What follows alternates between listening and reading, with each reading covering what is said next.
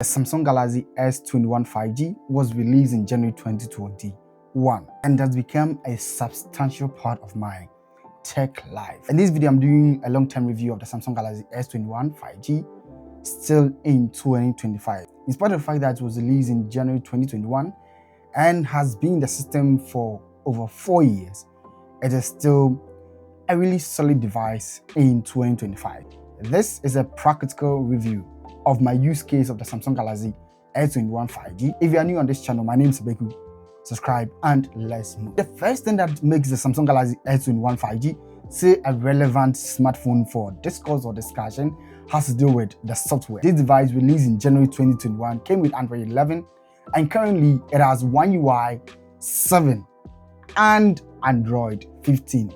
So primarily this device is competing with the Samsung Galaxy S24 series, S23 series, S22 series with the same software that you're going to find with the Samsung Galaxy S21 5G. This is the same thing that you're going to find with latest or modern Samsung Galaxy device. Even for the Samsung Galaxy S25 Ultra, which I have over here, it still runs on the Android 15 and OneUI 7. And I like the fact that Samsung has kept its promise and be consistent with this update. I mean, given its major update through the 4-year period that this device has been in the system, makes it amazing and great for users like myself who have owned this device and still continue to use it till date. It also gets security patches every month, so you're going to have this kind of security patches that comes with the Samsung Galaxy S21 5G, and that makes it really useful in terms of the use and performance.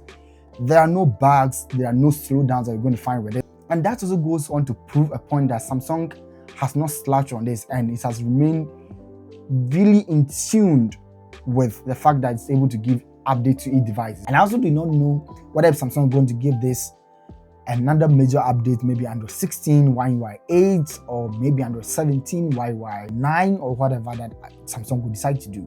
But even if Samsung does not give any kind of update to the Samsung Galaxy S21 5G, I think it has really aged well even in 2025. With Android 15 and OneUI 7, we are going to have a solid performance with the Samsung Galaxy S21 5G. Now let's talk about the display. That is one of the things that I really love about this device. So this device comes with a 6.2 inches dynamic AMOLED display, and with the AMOLED display that you have from Samsung, it is the best that you can find within the industry. This is solid in terms of performance. It has 120 Hz refresh rate. If you put the display on adaptive refresh rate, you're going to find that you're going to get 1 Hz to 120 Hz. And that means that everything on this device is going to be battery smooth with the performance. Scrolling on this device is just really pristine, amazing. The touches, everything is just really incredible. Though it is not huge or peak performing display, but when you compare this to the Samsung Galaxy S25 Ultra, even the latest smartphones from Samsung, you are not going to find any kind of difference, so a huge difference with this kind of display, because it has vivid, rich, vibrant, punchy, the contrasting colors that you're going to find with this are just really amazing. Watching anything on this device, consuming content, being on YouTube, being on WhatsApp or TikTok, anything and consuming content on this, it's just a joy to use. One of the things that I like about this display is that there are no bend-ins. The display here is one of the top-notch performance that you're going to find. I think that even some devices do not even produce rich and deeper contrasted display that you're going to find like the Samsung Galaxy S21 5G in 2025. Now let's talk about the build quality of the Samsung Galaxy S21 5G in 2025. Now you can see that I'm laughing just a little bit because this device, when it came, it was highly controversial and contested because as Samsung built this device with both aluminium, glass and a back plastic. Two main purposes. One, the fact that it reduced the size and weight of the device and makes it extremely lightweight and compact. Two, the back, a lot of people thought it might not hold it up well along the lane, but I think that the back panel of this Samsung Galaxy S21 5G has held up really well even up to 2025. Back over here, though, it is plastic, it has not cracked or anything like that.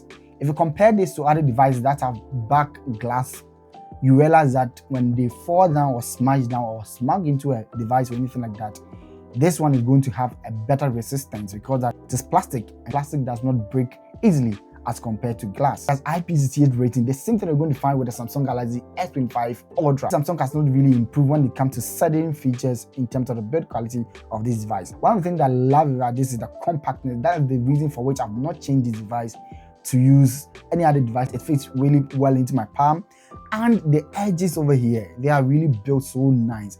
It sits into your palm comfortably. When you compare that with the Samsung Galaxy S25 Ultra, even though the S25 Ultra also has a rounded corner, but the rounded corners has this kind of boxy and firmer size, which presses really deep into your palms, and that makes it a bit of the discomfort because of the flat edges. But this has rounded edges, and so even though it has flat display as well, but the S21 5G's ergonomics and hold up and using its daily use is just really phenomenal. It is not slippery as you find with the Samsung Galaxy S25 Ultra. This makes this use case incredible in 2025, and for me, I think that is one of the reasons for which I've not upgraded. Now let's look at the cameras on the Samsung Galaxy S21 5G. This came with 3 main camera lenses on it, so it's a triple camera setup. So you have a 12 megapixel main sensor, 12 megapixel ultra wide, and then 64 megapixel telephoto lens. I don't know why Samsung even cheaped out going forward from the Samsung Galaxy S21 5G.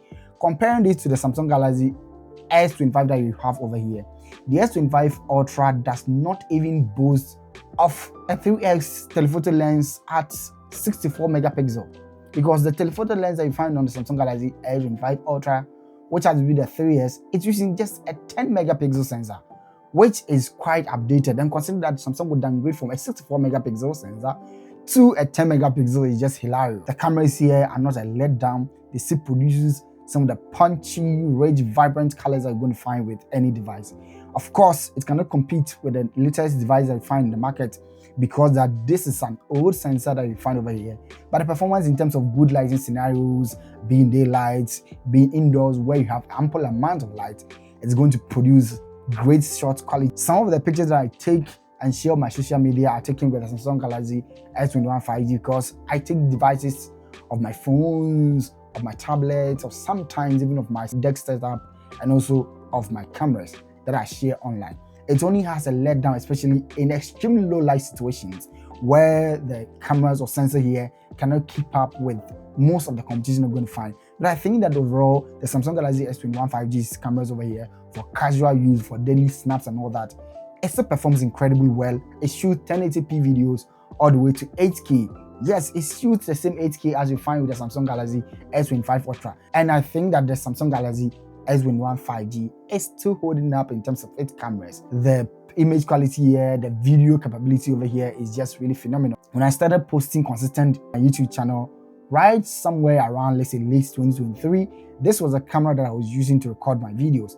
Then I switched to a main camera with the Sony ZV-10. This became the overhead camera that I used to record in 2024 up until a certain point in time, roughly around May. So this camera over here for me, I think, has been a consistent performer and has integrated really well into my workflow, social media experience on the Samsung Galaxy S21 5G.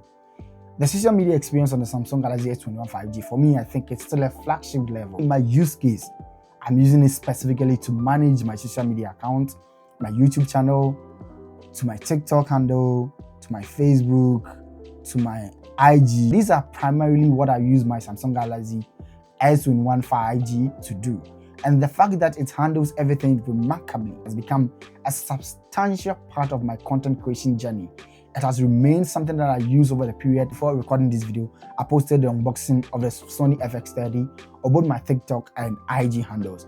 And this was the device that I used in doing that. And for me, I think that it has really handled the social media experience remarkably well. One of the things that has aged and has dipped down in terms of performance has to do with the battery. The battery on the Samsung Galaxy S21 5G is just 4,000 milliamperes, and by 2025 standard, this 4,000 milliamperes is not a standard for 2025. And so I would say that even though it is old and then it has aged over the period, you still are able to get roughly around 4 to 5 hours of SOT, especially when you are using the adaptive refresh rate. But when we put on the standard, that is the 60 Hz refresh rate standard, you are going to get roughly around 6 to 7 hours of SOT, that's screen on time.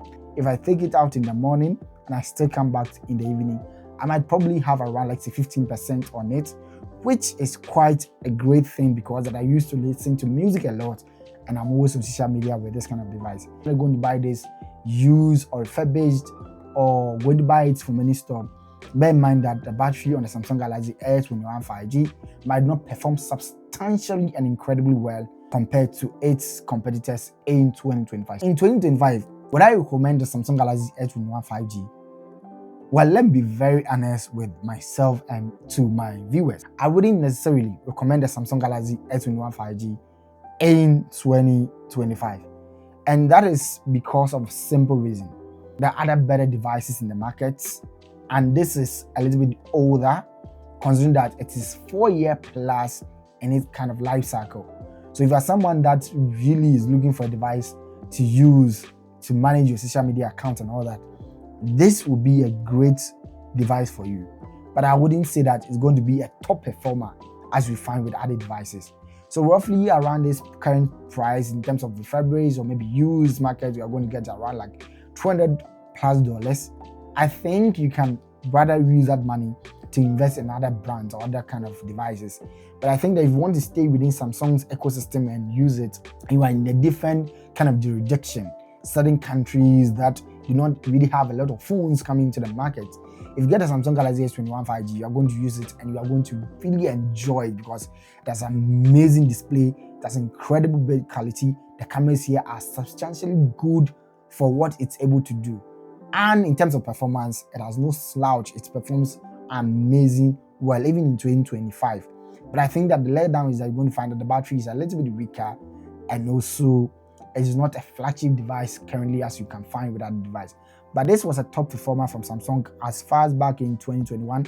And if you're going to buy this, make sure that you check the battery capacity over there and also run a test to see that everything is working great before you make a purchase of this, because this is a tech device, and the older the tech becomes, the slower it becomes in terms of its processing or power delivery, even in 2025. And I still use the device and I'm still going to use it until probably this device cannot run again. If you enjoyed this video, my name is Abegu. Can subscribe to the channel for more videos in terms of tech, cameras, smartphones, and anything that has to do with filmmaking. I'll see you in the next video. Peace out.